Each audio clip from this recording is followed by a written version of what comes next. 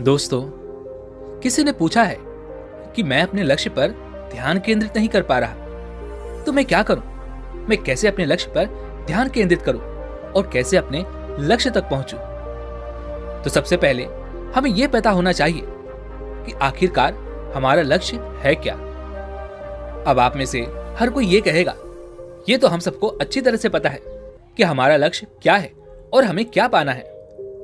लेकिन कभी कभी हम मजबूरी में अपने लक्ष्य निर्धारित कर लेते हैं, जिससे हमें वो शक्ति तो मिलती है जिससे हम अपने उस लक्ष्य तक पहुंच जाते हैं। लेकिन जैसे ही हम अपने लक्ष्य की प्राप्ति करते हैं, हमें आगे बढ़ने के लिए और कोई रास्ता नजर नहीं आता, क्योंकि मजबूरी आपसे काम निकलवा ही लेती है, भले ही आप उस काम को करना चाहते हो या नहीं। इससे कोई फर्क नहीं पड़ता।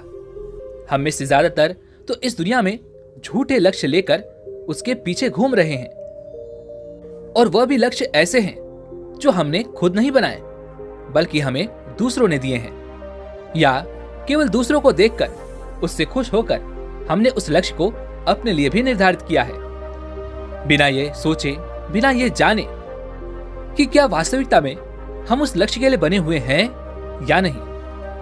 एक बार किसी ने मुझसे यह पूछा था कि आखिर हमें जिंदगी में क्या मिलता है और ये कौन तय करता है।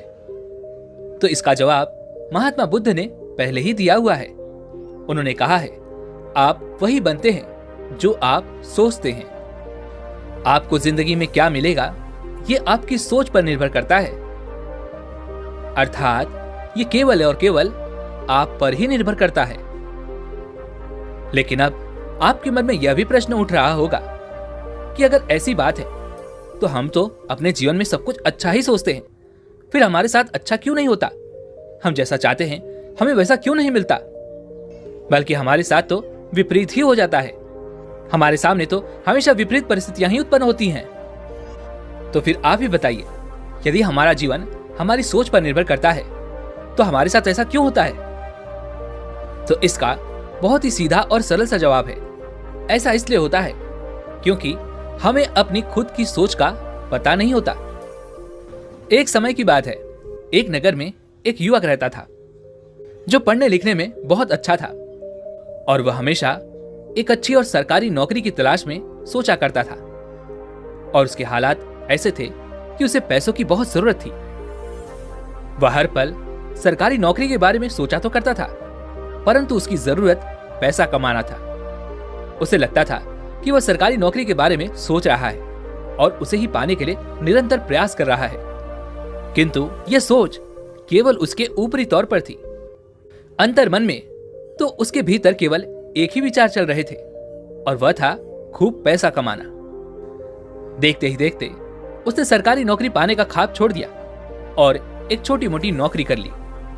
नौकरी से जब उसे थोड़ी सी तनख्वाह मिली, तब भी उसका मन उस तनख्वाह में नहीं लग रहा था, जिस कारण उसने नौकरी छोड़ी और एक छोटा सा काम शुरू कर दिया। वह उस काम में खूब मेहनत करता, मन लगाकर काम करता। देखते ही देखते वह छोटा सा काम अब एक व्यापार में बदल चुका था, और वह व्यापार धीरे धीरे बड़ा होने लगा था। देखते ही देखते करीब 6 महीने बीत गए, और इन 6 महीनों के भीतर उसका व्यापार उन्नति पर पहुंच चुका था।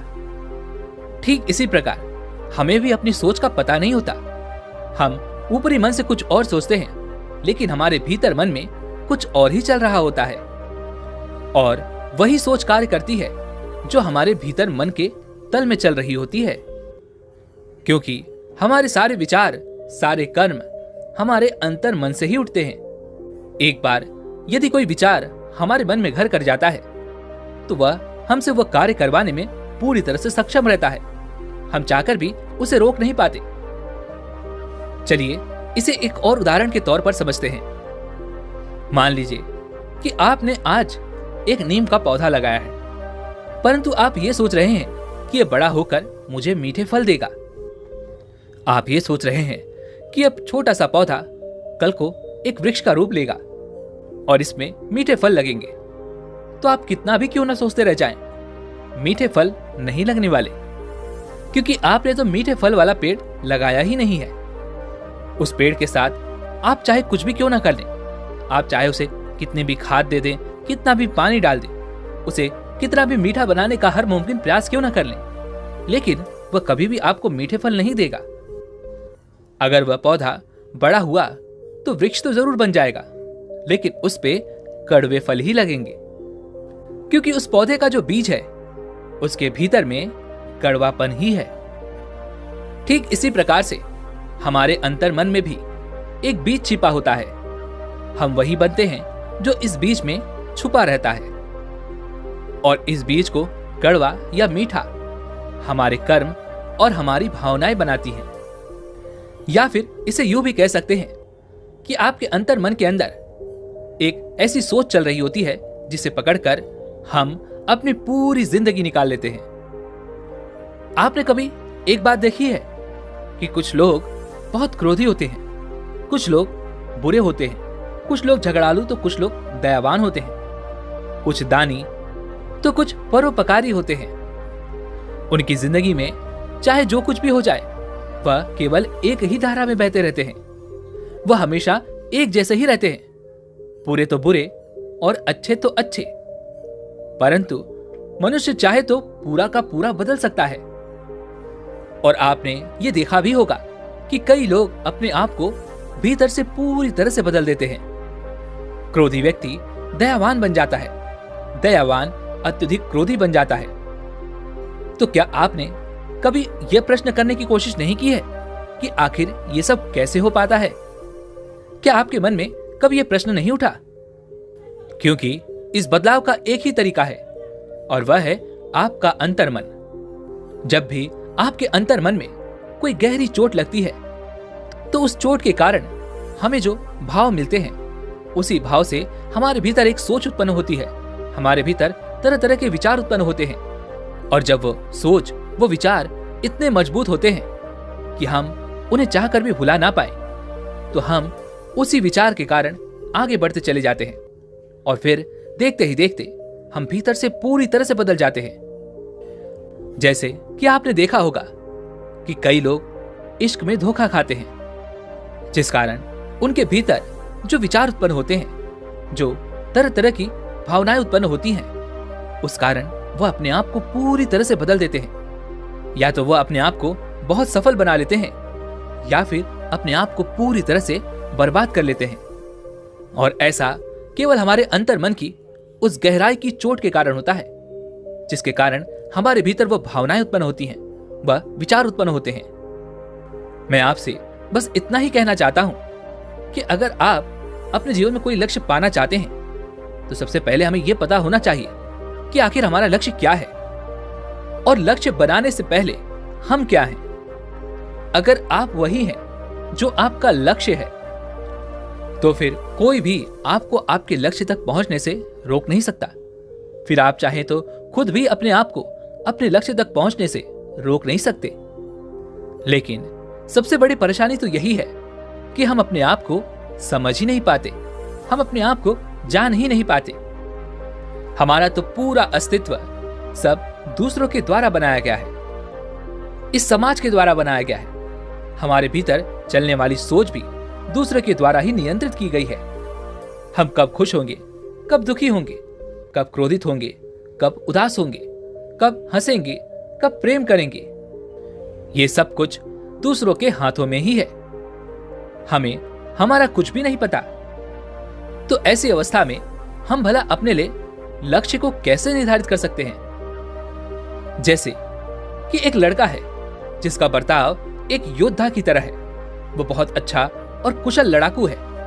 अगर ऐसा युवक किसी फौज में भर्ती हो तो अवश्य ही उसमें सफलता प्राप्त कर लेगा और वह अपने जीवन में सतत आगे बढ़ता जाएगा। परंतु यहीं पर यदि कोई ऐसा लड़का है जो बहुत दयावान है, करुणा से भरा है, प्रेम से भरा है, बहुत विनम्र है और वह लड़ाई झगड़ों से कोसों दूर रहता है, तो ऐसी अवस्था में यदि वह लड़का फौज में भर्ती हो भी जाए और उसे सरकारी नौकरी मिल भी जाए तो केवल वह नौकरी प्राप्त कर पाएगा, परंतु उसके बाद जो उसका जीवन होगा वह बद से बदतर होता चला जाएगा, क्योंकि वह भीतर ही भीतर घुटता रहेगा और उसके मन में केवल एक ही विचार होंगे कि मैं जो चाहता था वो तो मुझे मिला ही नहीं, क्योंकि वह उस लक्ष्य के लिए बना ही नहीं था। इसीलिए कम से कम अपने ऊपर एक बार यह विचार जरूर कीजिएगा, अपने आप से यह प्रश्न जरूर कीजिएगा कि आप क्या हैं, क्या आप उस लक्ष्य के लिए बने हैं या नहीं। आपने इस दुनिया में अपने लक्ष्य को प्राप्त करने वाले ऐसे बहुत से लोगों को देखा होगा जो अपने लक्ष्य तक पहुंचकर भी खुशी को प्राप्त नहीं कर पाते, संतुष्टि को प्राप्त नहीं कर पाते, क्योंकि वह उस लक्ष्य के लिए बने ही नहीं होते। वह लक्ष्य उन्हें मिल तो जाता है, लेकिन वह उस लक्ष्य से बिल्कुल भी खुश नहीं रहते, बल्कि भीतर ही भीतर घुटते रहते हैं। इसलिए एक बार अपने आप से यह सवाल जरूर करें और खुद को जानें कि आप क्या हैं और आपके लिए सर्वश्रेष्ठ लक्ष्य कौन सा है। एक बार यदि आपने ये जान लिया, तो जब आप अपने लक्ष्य पर पहुंचेंगे तो आपका जीवन खुशियों से भर जाएगा और आपको उस लक्ष्य को पाने में जो मेहनत करनी पड़ेगी, जो भी काम करना पड़ेगा, उसमें भी आपको मजा आएगा, आपका जीवन आनंद से भर जाएगा। तो अब यह सबसे बड़ा प्रश्न जो कि आपके मन में उठ रहा होगा, तो आखिरकार हम अपने लक्ष्य को कैसे प्राप्त कर सकते हैं? क्योंकि अपने आप को पहचानना तो एक बहुत लंबी और अलग विधि है और हम तो सिर्फ अपने लक्ष्य से मतलब रखते हैं और वह हमें नहीं मिल रहा। तो फिर हम कैसे अपने लक्ष्य को प्राप्त कर सकते हैं? हम कैसे अपने लक्ष्य तक पहुंच सकते हैं? तो मैं आपको बता दूं कि अपने लक्ष्य तक पहुंचने के लिए 5 नियम हैं और अगर आप इन 5 नियमों का पालन करते हैं, इन 5 नियमों को अपने जीवन में उतारते हैं, तो आपको अपने लक्ष्य तक पहुंचने से कोई भी नहीं रोक सकता, आप खुद भी नहीं। तो पहली जो चीज है वह है आपका लक्ष्य। एक बार आपने लक्ष्य निर्धारित कर लिया तो आपको केवल उसी के बारे में सोचना है। इसके अलावा आपके दिमाग में और कुछ नहीं चलना चाहिए और कोई भी ख्याल नहीं होने चाहिए कि मैं ये कर लेता हूं, वो कर लेता हूं। आप चाहे कुछ भी करें, लेकिन आपके केंद्र में आपका लक्ष्य ही होना चाहिए। अपने लक्ष्य के लिए एक समय निर्धारित करें और यह संकल्प लें कि मुझे इस समय तक अपने लक्ष्य को पाना ही है, फिर चाहे कुछ भी क्यों ना हो जाए। अपनी जिंदगी का मकसद सिर्फ उस लक्ष्य को बना दीजिए। अपने लक्ष्य के प्रति जुनून की हद तक चले जाएं। आपके अंतर मन में यह बैठ जाना चाहिए कि सिर्फ इस लक्ष्य को प्राप्त करना ही आपकी जिंदगी का मकसद है। और एक बार जब आपके अंतर मन में यह बात बैठ जाएगी तो आप उस लक्ष्य के प्रति पूरी तरह से समर्पित हो जाएंगे और देखते ही देखते आप अपने लक्ष्य को पाने के लिए लगातार आगे बढ़ते चले जाएंगे और आपका अंतर मन भी आपका पूर्ण साथ देगा। वो आपसे वो हर एक चीज करा लेगा जो उस लक्ष्य को पाने के लिए जरूरी है। दूसरा नियम, अपने लक्ष्य के प्रति विकास पैदा करो।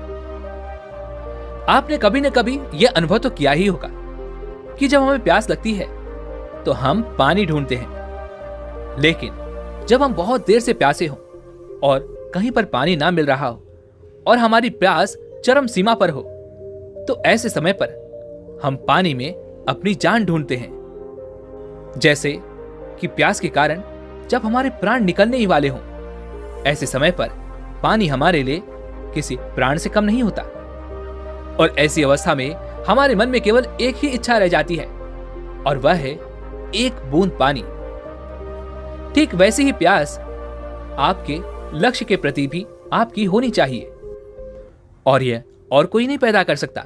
इसे केवल और केवल आप ही पैदा कर सकते हैं।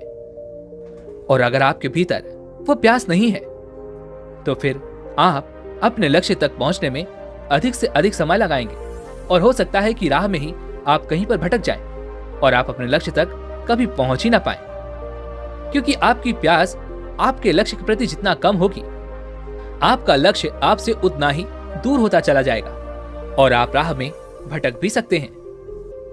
ऐसी अवस्था में आप कभी भी अपने लक्ष्य तक पहुंच नहीं पाएंगे, जिससे आपको आगे चलकर पछतावा होगा, दुख होगा कि मैं अपने लक्ष्य तक पहुंच ही नहीं पाया। इसलिए अपने भीतर वो प्यास जगाइए जिससे आप अपने लक्ष्य तक आसानी से पहुंच सके।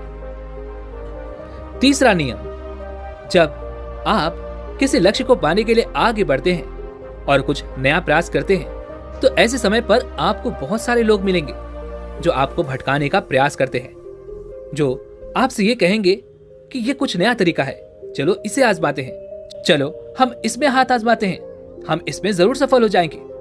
वो आपको बेकार की चीजें बताएंगे और आपके कामों में आपकी कमियां निकालेंगे। फिर चाहे आप में कोई कमी हो या ना हो, वो आपको ये जरूर गिनाएंगे कि मैं जो कर रहा हूं उसमें खूब सारा पैसा है, उसमें सफलता निश्चित है, यदि तू भी ये कार्य करेगा तो तू भी सफल हो जाएगा और तेरे पास भी ढेर सारा पैसा होगा। मैं जो कर रहा हूं उसमें बहुत आराम है, तू बेवजह ही इतनी मेहनत क्यों कर रहा है, इन चक्करों में क्यों पड़ रहा है, इन सब में कुछ भी नहीं रखा, इससे अच्छा है तू मेरे साथ काम कर, हम दोनों मिलकर खूब सारा पैसा कमाएंगे। ऐसी अवस्था में हमें उन लोगों से दूर हो जाना चाहिए, हमें उनकी कभी नहीं सुननी चाहिए। और अगर तुम उनकी बातों पर ध्यान देने लगते हो, तुम उनकी बातों पर यकीन करने लगते हो, तो तुम्हारा मन लक्ष्य से जरूर भटक जाएगा। और यदि एक बार तुम्हारा मन लक्ष्य से भटक गया तो तुम अपने लक्ष्य से उतने ही दूर हो जाओगे जितने की तुम उन लोगों के करीब जाओगे। और ऐसी अवस्था में तुम कभी भी अपने लक्ष्य तक पहुंच नहीं पाओगे, क्योंकि जब भी तुम अपने लक्ष्य की तरफ आगे बढ़ने का प्रयास करोगे तब तुम्हें उन लोगों की बातें याद आएंगी कि वे लोग इतना पैसा कमा रहे हैं, वे लोग सफल हो रहे हैं और मैं कुछ भी नहीं कर पा रहा। लेकिन डरिए मत, हारिए मत, क्योंकि आपने तो अभी अपना सफर शुरू किया है और शुरुआत में थोड़ी कठिनाइयां तो उठानी ही पड़ेंगी, थोड़ी ठोकरें तो खानी ही पड़ेंगी, तभी तो आपको आगे का रास्ता समझ में आएगा। चौथा नियम, कभी हार मत मानना। लक्ष्य का पीछा करते हुए ऐसा समय भी आएगा जब ऐसा लगेगा कि सब कुछ बेकार है, सारी मेहनत बेकार हो गई, कुछ भी फायदा नहीं हुआ, अब मैं कुछ नहीं कर सकता, मेरे साथ कुछ भी अच्छा नहीं हो रहा, सब कुछ खत्म हो गया। इस अवस्था में अधिकांश लोग टूट जाते हैं और पूरी तरह से बिखर जाते हैं, वह सब कुछ इसी अवस्था में छोड़कर चले जाते हैं। लेकिन मैं आपसे बस इतना ही कहना चाहूंगा कि उस समय अपने आप को संभालने की कोशिश करना, अपना हाथ थाम लेना, अपने आप को गिरने मत देना, अपना साथ निभाने की पूरी कोशिश करना, क्योंकि वो आप ही हैं जो अपने आप को वहां से निकाल सकते हैं, वो आप ही हैं जो अपने आप को संभाल सकते हैं। इसलिए अपना साथ जरूर देना, अपने आप को निराश मत होने देना, क्योंकि यदि इस परिस्थिति में तुमने अपने आप को थाम लिया, अपना साथ दिया, तब तुम जीवन में एक ऐसा सबक सीखोगे जो जिंदगी भर आपके काम आएगा।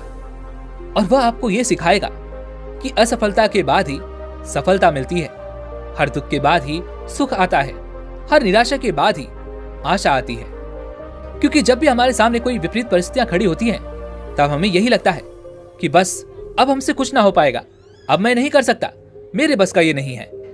लेकिन वास्तविकता में वो परिस्थिति हमें और मजबूत बनाने आई होती है, वह हमें अगले कदम तक ले जाने आई होती है, वह हमें ऊंचाइयों तक ले जाने आई होती है।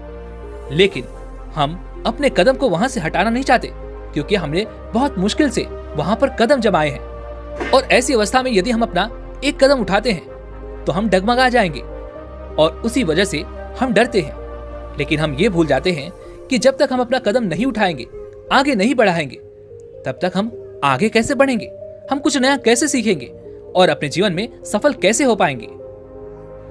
और आखिरी नियम यह कहता है कि केवल अंधों की तरफ सिर्फ अपने लक्ष्य के पीछे मत भागो। यदि तुम्हें कोई चीज समझ नहीं आ रही, तुम उसे पकड़ नहीं पा रहे, तो खोजो, अपने आप में खोजो, आखिर तुम्हारे भीतर ऐसी क्या कमी रह गई है। कहीं तुम गलत दिशा में तो नहीं काम कर रहे या गलत मार्ग पर तो नहीं हो। अपने मस्तिष्क का इस्तेमाल करो, सोचो कि किन कमजोर चीजों पर तुम्हें काम करना चाहिए। तुम्हारे भीतर ऐसी क्या कमियां हैं जिसे तुम्हें मिटाना चाहिए और अपने आप को और मजबूत बनाना चाहिए। क्योंकि यदि आपको सफल होना है तो आपके भीतर क्या कमियां हैं, इसके बारे में तो आपको पता होना ही चाहिए।